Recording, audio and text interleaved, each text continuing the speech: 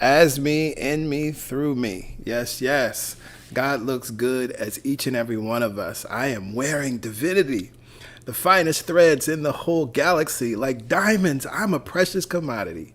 Yes, yes, oh yes, God looks good as me. Thank you, Soul 21, for that powerful song. It always feels so good. It always feels so good to hear that song and to hear and sit in that affirmation. So good morning again. Happy Sunday. It's wonderful to be here with you. And I am excited about this sermon series that I get the opportunity to share with you. I don't want to waste any time. Let's just get into it. Let's get into it. Now, as I just shared with you a few moments ago, we have this song, this Christmas carol that you will hear all month somewhere. Right? Let every heart prepare him room. Joy to the world, joy to the world. And there's something that we must prepare for. Now, the Christmas story tells us that Joseph and Mary received some daunting news, to say the least. Right? In Matthew, the way the Christmas story is told, it says that Joseph was told that Mary will bear a son, and you are to name him Jesus, for he will save his people from their sins. The story, as it's told in Luke, which is definitely the more familiar version of the Christmas story, the most used version of the Christmas story. Mary in Luke 1, she's told, he will be great, meaning Jesus, and will be called the Son of the Most High, and the Lord God will give him the throne of his ancestor David. He will reign over the house of Jacob forever, and his kingdom there will be no end. The child to be born will be holy. He will be called Son of God. All right, so they were given some news. It was some very, very daunting news, very surprising news. And one of the interesting things about this news that they were given, this news was unequivocal and it was unambiguous. Right? Nowhere in the story do we hear mights and maybes. Right? This news was unequivocal and unambiguous. Now, not only did they need to begin preparing for the birth of their son, because this was unequivocal, they also needed to prepare to nurture, protect, guide, and support this new life as he moves into a world-changing purpose. And so just like Joseph and Mary in the Christmas story, we must prepare. But we are not giving birth to a Savior or to the Son of God. We are giving birth to a new year. We are giving birth to 2022. Just as Joseph and Mary were provided with a clear vision for what was to come, so we must also have a clear vision for what is to come in 2022, what will be our lives and what will be the truth of the affairs of our life. And so this starts with something very simple. As I said, the news that Joseph and Mary received was unequivocal and unambiguous. It was clear, C-L-E-A-R, clear what was going to happen. There wasn't a might, there wasn't a maybe, it looks like you might have a child that's going to be the Savior of the world. It wasn't a someday you going to give birth to this kid and you name him Jesus, Emmanuel, God with us. It was clear. So the first step in preparing for 2022 is for each of us to get intentional. So today we're going to get intentional. And I just encourage you can't turn to your neighbor right now. If somebody's with you, turn to your neighbor and say, let's get intentional. But if you don't have anybody to turn to, put it in the comments right now. Let's get intentional. Let's get intentional. We understand just as the word that came to Joseph and Mary was unequivocal, it was unambiguous, it was clear, it wasn't a might, it wasn't a maybe, it wasn't a someday, it wasn't a one day, it wasn't it looks like this might happen. It was clear. It was going to happen. And they needed to respond in kind. We are going to get intentional, removing mights, removing maybes, removing it look likes, removing some days. Let's get intentional. And so the first thing that's necessary for us to get intentional is to get hoping and wishing out of our system. You see, wishing and hoping for a good year will not bring about the results you desire. I love how RHJ talks about it in the short book, It Works, where he says, most wishes are simply vocal expressions. See, it's a whole lot of people talking loud and create nothing. They talking about what they wish they could have and hope they might have and what they wish 2022 will be and sending wishes to others and sending hopes to others. But it's filled with a lot of one days this will happen. It's filled with a lot of some days this will happen. It's filled with a lot of maybe one time in my life I can have this experience. It's filled with hoping and wishing for good, but it is absent of believing and knowing that good is already yours, that you are worthy to be, do, and have even more good. Talking loud and create nothing. So getting intentional for 2022 means naming what you will be, naming what you will do, naming what you will have in 2022. Getting intentional means being definite about what you will be, do, and have in 2022. And so when we talk about being definite, I love that word because it's a word that we find used often by Napoleon Hill in Think and Grow Rich. He also writes in the chapter on desire, which is the starting point of all achievement, that wishing will not bring you riches rather. And so we find that any credible teacher is going to always remind you that we got to get out of the space of hoping and wishing. That's not how we create the life that we desire. That's not how we attract the life that we desire. And that's not how we get intentional. And so again, I say getting intentional means being definite about what you will be, do, and have in 2022. Let's talk about that word definite. It's a beautiful word because it points back to what I said earlier about Joseph and Mary and the vision that was given to them. Definite means free of all ambiguity, uncertainty, or obscurity, unquestionable, decided. Wonderful word. And then when we think about the word definite, the root of definite is define. So we can look at it another way and say that getting intentional is defining your year. And I want you to take a breath on that for a second. Take a breath. Take that in. Have you ever thought about your year in this way? Yeah, we set intentions for our year. And, some of you are in my 90 Days to Greatness class right now, 2022 Jumpstart. Some of you have taken that class with me in the past. Others have done other processes, right? Something specific and deliberate to create and attract more good in your new year. But have you ever thought about your year in this way? That getting intentional is defining your year. So how will you define 2022? You see, there are many that are already defining 2022 for you. There are news outlets and media reporters that are forecasting what 2022 will be for most people. There are folks that are forecasting what the economy will look like in 2022. There are those that are forecasting what the unemployment rate will look like in 2022. There are those that are forecasting how many new millionaires will be created in 2022, how many new billionaires will be created in 2022. There are those that are forecasting how many people will fall below the poverty line in 2022. There are people that are forecasting things just as simple as something that I love to look at. I was talking to PY about this the other day. Is forecasting what the popular colors are, right? Pantone and other organizations that deal with color and the design industry, they're talking about what are going to be the colors of the year, the popular colors, and that goes into fashion as well. People are forecasting what 2022 is. And so for most people, that's the definition. Right, it's being defined for them. If all indicators and reports are saying that 2022 is going to be a prosperous year and a wonderful year, and the stock market is going to rally, and this is going to happen, and that's going to happen, people become optimistic, right? And so it is for them, right? But if the forecasts are that things aren't going to go well, or things are going to be tough, or things are going to be tight, or the job market there won't be a lot of new jobs, then so it is for those people. But the truth of life is that we have the opportunity to define our year. Maybe that definition is based on a word. Maybe that definition is based on an idea, but this is something to sit with. How will you define 2022. Because again, you are not most people. So let's get intentional.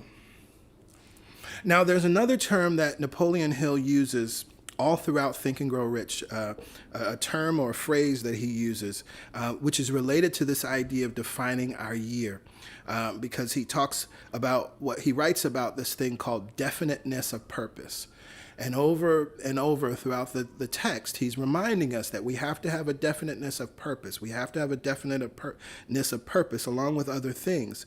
And so he writes that definite of purpose, knowing what one wants, is first and perhaps the most important step toward developing persistence.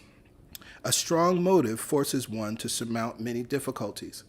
Now, this is rooted in what we read in Scripture, where we hear it quoted all the time, right? Without a vision, the people perish. And you all have heard me, I've shared with you that a better translation of that text, without a vision, the people perish, right? It leads us to just believe that you got to have a vision or you're just going to falter and die. But what that text is inviting us to understand in another translation is that without a vision, the people cast off restraint. This is beautiful, right? It's not about perishing. Cast off restraint.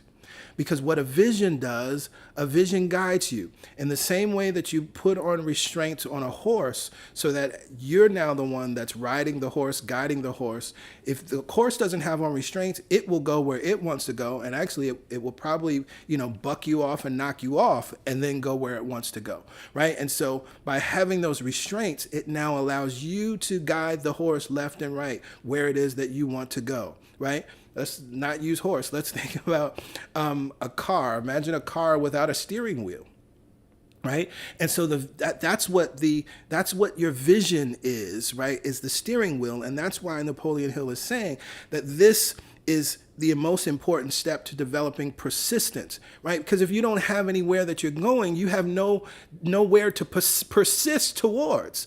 Right? If I say I'm traveling from here in Brooklyn to Miami, right, that's where I'm traveling. And so maybe I get on the train and something happens with the train. Okay, well, now I got to rent a car. And something happens with the car. Okay, now I get on a plane. Right? I can continue to persist and continue to find and access ways to get me to my destination because I know where I'm going. But so many people have no definiteness of purpose. They do not know what they want first. Therefore, there's no way that you can be persistent or disciplined around anything. So do you know what you want? And when I ask this question, at this point in the process, it doesn't matter if you believe it's possible, right? It doesn't matter if you know how it will happen, because we know that the how is not our business. But do you know what you want? This is the time to get intentional. This is the time to get definite. This is the time to get even specific to a point about what it is that you will be, do, or have. It's important that you define your year. What does it feel like? What does it look like? What will you be experiencing? And so if you're ready to get intentional about 2022, then I have a wonderful exercise for you that will support you, and we'll kind of expand on this a little bit as we go throughout the weeks. But I have a wonderful exercise for you. It's a writing exercise that comes to us from Mark Allen, who's the writer of The Greatest Secret of All. You all may remember that I referred to him maybe about a month ago as I talked about the idea of course correction, right? That when a plane goes in the air, it's actually off course 90% of the time. And what we have the opportunity to do as we're pursuing what it is that the intention that we've set, as we're pursuing the definition for the year that we've set, is then it's about course correcting, right? And so in this text, he gives us a little tool that he calls the ideal scene. It's a writing exercise which will sound familiar to you, and we're going to use it in a specific way for 2022. So here are the instructions. Take a blank sheet of paper and at the top write my ideal scene for 2022. Okay? Then take a breath and imagine. It's December 31st, 2022, and everything has gone well as you could possibly imagine. What does your life look like? What does your year look like? I'm going to say that again. Take a blank sheet of paper and write my ideal scene for 2022 at the top. Take a breath. And then imagine that it is the last day of 2022. It is December 31st, 2022. And everything has gone well as you could possibly imagine. What does your life look like? What does your year look like? And Mark Allen writes this. He says, put aside your doubts and fears and even realistic thinking for a moment. And imagine that you are at the end of the year and inspired by this sermon, inspired by this book, and so many other things in your life, you have created the life of your dreams. Let your imagination freely roam without any restrictions. Let your spirit soar. Let it be ideal at first. We'll deal with reality soon enough. And as Stephen Covey put it in The 7 Habits of Highly Effective People, begin with the end in mind. Now, again, this is interesting because we understand this on practical levels, right? If you're making a sweet potato pie, you begin with the end in mind. You know what the final result should look and taste like, right? If you're going on a trip, if I'm flying from Brooklyn to Paris, right? I'm beginning with the end in mind. Everything is about that destination. All of my planning, all of my looking for tickets, whatever I'm doing, all of my renewing my passport, whatever that looks like, I'm beginning because I have an end in mind. That's why I'm doing all the other things. We don't necessarily do that when it comes to our lives, right? We don't necessarily do that when it comes to being intentional about our relationships. We don't necessarily do that when it comes to being intentional about our businesses. We don't necessarily do that when it comes to being intentional about our careers. We don't necessarily do that when it comes to being intentional about our finances. Begin with the end in mind. You're at the last day of 2022, and everything has gone as well as you could possibly imagine. What does your life look like? What did your year look like? He goes on and he writes, what is your ideal? What kind of life do you have ideally? What do you do? What do you have? What have you accomplished? What kind of person are you? Where do you live? What does a typical day look like? Does your ideal scene include a life of ease? If so, include that. And keep this thought in mind. It is possible, I assure you, to create a wonderfully successful life and career and still have a life of ease, with plenty of time for family, friends, and yourself. And there's something important here, I think, as it relates to these questions, because so often we get excited about getting intentional about the new year, and we want to write down a bunch of stuff, right? And all the things that we want. Many times it are rooted in a sense of lack and emptiness, right? But I love that he's writing, what kind of person are you? Right? This is why I say, what do you want to be, do, and have in 2022? Right? Your beingness is very important. The things that you're doing should be a reflection of your being. And then because of your being, that is a reflection of your doing, your having reflects all of that, right? So what kind of life do you have? What do you do? What do you have? What have you accomplished? What kind of person are you? Where do you live? What does a typical day look like? So many wonderful things here. And he asks, does your ideal scene include a life of ease? I'm going to say, include a life of ease in your 2022 intention, right? This is something that I see often, and as we coach and counsel folks, there's a lot of stuff that people want to do and be, and still subtly, although we talk about it often, right? There's still struggle and hustle built into that, right? Include a life of ease. It is absolutely possible to have ease and be accomplished, to have ease and have success, to have rest and be accomplished, to have rest and have success. And so as you create this ideal scene, I want you to spend some time with it. One of the things that will happen if you're excited today and you set aside some time to do it today, or whatever time you choose to do it, after you write everything out, other things may come to your mind later, right? If you take the time to do it today, and then tomorrow as you reflect on it, it's like, oh, wow, I forgot about that. Or something, you might see something on TV, or you have a conversation with someone and it sparks a new idea. Go ahead and add it, right? Go ahead and include it in your ideal scene. As you read and reread your ideal scene, you may realize that some of the things you wrote down are, as I said earlier, were really rooted in lack. We're really rooted in limitation. We're really rooted in you trying to fill some hole or a sense of unworthiness. And you realize that now. And so, or it just may be something that you're not really that excited about. Right? It sounded good at the moment, but it's like, I'm not really excited about it. Take it out. Remove it. I also want to encourage you that as you're writing this ideal scene, for some of you, you might write it out as a narrative, as a story, right? But for some of us, we're not necessarily storytellers, right? We're not going to write a flowery narrative. Cool. Just, you can put it in as bullet points, right? Answering these questions, and then just give bullet points, right? What kind of life do you have? What do you do? What do you have? What have you accomplished? What kind of person are you? Where do you live, right? What does your day look like? Right? What does your year look like? It can be bullet points, right? You don't have to write it as a narrative, and that might be easy as you start to add and take away. But here's the most important part of all of this, right? So let's take another breath. Once you have your ideal scene, you've worked with it a little bit, and you have something that really feels good, and it's like, wow, I've defined my year, and my year is a year of abundance. It's a year of opulence. It's a year of brilliance. It's a year of intention. It's a year of just good.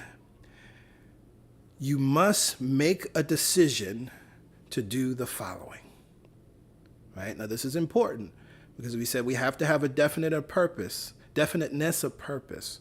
We have to know what we want. We use that to then encourage and develop the habit of persistence.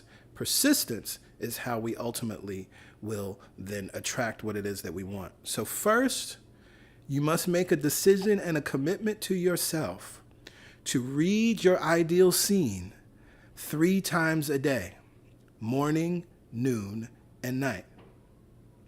Okay. Second, you must make a decision and a commitment to think about what you want to be, do, and have as often as possible, especially when doubt and fear and uncertainty inevitably show up.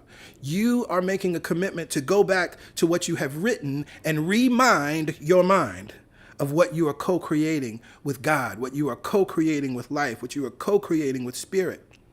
And by making that commitment and decision to come back to your ideal scene when the fear, doubt, and worry shows up, this will become an affirmation. It will become a prayer. It will become an anchor for you. And finally, you must make a decision, and you must make a commitment to practice the hush your mouth principle. What does that mean? Don't talk about this to anybody. This is between you and God. One of the easiest ways that we pour water on the fire of our desire, the fire of our intentions that we've set, is talking to folk and allowing folk to give their opinions on your definition for your year. See, because if you're going to talk to folk about it, then you might as well just do what everybody else out here is doing. And when they read or hear a report about what 2022 is going to be, like, oh, okay, it's going to be a good year. All right. Oh, it's going to be an okay year. All right. Oh, it's going to be a bad year. All right. You got to practice the hush your mouth principle. Okay. There's a time when you'll be able to talk about some of this stuff. And of course, when you're in gratitude and celebration, as you begin to manifest the fruits of this work, absolutely share it, right? Because then those people that may have been naysayers, they want to know, well, what were you doing or how did you do it, right? And then you can share the process. But talking about this, your ideal scene and your definition for the year, talking about this with others, and not, instead of just talking to God in you about it, is the equivalent of digging up a seed that you've placed in the ground. Right? So there's a natural correspondence to this. This is not something spooky. It's not superstitious. It's not even that people are bad or wrong. But we understand that just as if you had a seed, if you were planting an apple tree and you put an apple seed in the ground, you would not dig it back up and expose it, right? Because it needs to be in the ground, covered and protected so that it can be nourished. And even once it pops up out of the ground and it's a gentle sprout, you treat it in a certain way because you know it could still be destroyed, right? And so this is what the hush your mouth principle is about. Talk to no one about this except God within you. In It Works by RHJ, he simply says, do not talk to anyone about your plan except the great power within you. There's someone to talk to. It's God in you. Now, a couple other notes and things that may unfold.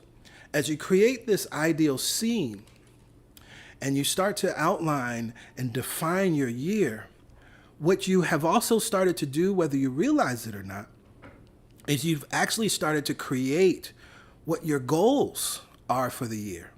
Because if this is your ideal scene, then out of this ideal scene, you can pull, what are my top 10 goals for the year? In order for this scene to be accomplished, what are the goals that I would have to set for myself? You see how this is supportive? And so a next step, a bonus step, is to now take that ideal scene and extract goals from them. Just 10. And then those goals, write those goals out as affirmations, right? So instead of saying, I want to have a $1 million year in my business, right? Or I want to earn $500,000 this year, right? You change that goal to an affirmation.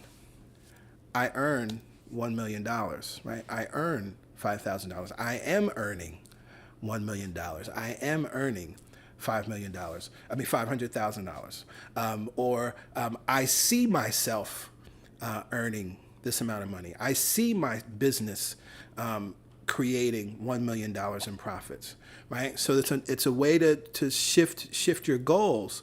And again, this is something that Mark Allen shares in The Greatest Secret of All, that you can take your goals out of that ideal scene. Your goals are right there.